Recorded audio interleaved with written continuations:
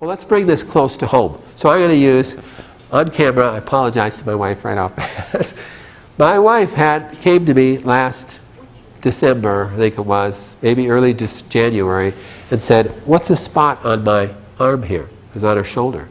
So I tested it out with the way I tested it out with kinesiology, and it shows up positive for cancer.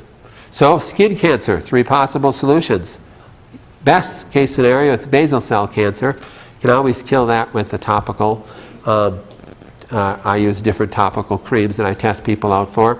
No problem. Easy as pie. Second possible answer is it's a squamous cell cancer.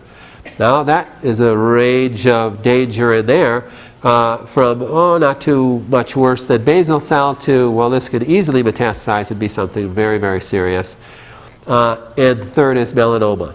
So typically, if it tests positive for one ointment that I use, I know it's the more serious squamous or melanoma, and that's what it tested positive for. So, we eventually told our kids. I have 5 kids now, almost 7 grandkids, and they were like, "Oh, what are you going to do? You're going to go in?" Like, okay, let's think. Let's reason together here. The Bible says we need to reason together. We need to first ask for wisdom, right? And then let's reason together. What would they do?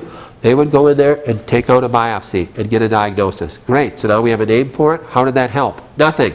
So what's the treatment going to be? Chemotherapy, radiation, or surgery? Are we going to do any of those?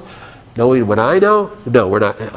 That's where I'd have to hear an audible voice for me to do. People say, would you do chemo or something? I would have to hear, God knows my heart. He'd have to say, do chemo. Fine, if you want me to witness to some chemo nurse, I'll go do chemo. That's fine. But you know my heart. So I would have to hear that. But in my wife's case, this is her body. It gave her all the data. Let's walk through this. We start using the salve on it. I kid you not, the size of it was smaller than a dime. Within 2 weeks, it was larger than this.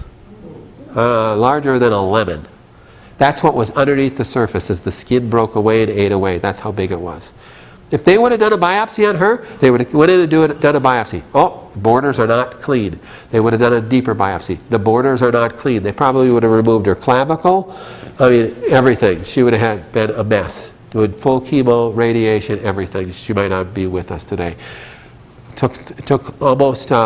took 29 days actually for it to all come out. Of course we used the Rife. Of course I tested her with everything else and everything that we're doing.